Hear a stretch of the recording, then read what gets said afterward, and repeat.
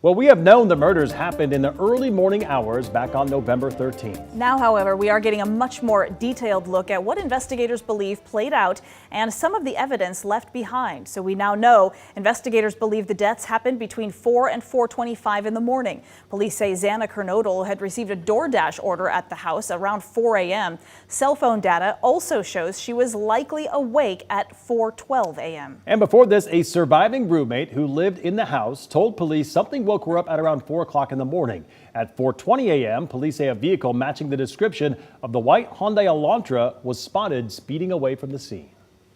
18 pages tell terrifying details of the early morning hours of November 13th, including pinpointing the time of the alleged murders. The affidavit also describes how forensic evidence and video brought into focus a suspect and his movements before and after the crime. But some of the most startling information comes from one of the two survivors inside the home at the time of the murders. In the document, the roommates are not identified by name. Both roommates telling authorities the four victims were all home by 2 a.m. and in their rooms by about 4. But the document also tells the story of how one survivor reported coming face to face with the suspect. One of the surviving roommates told investigators that at about 4 a.m. in her room on the second floor, a noise awoke her. She thought it sounded like Kaylee Gonzalez playing with her dog on the third floor. A short time later, the roommate said she thought she heard Gonzalez say something to the effect of, "There's someone here."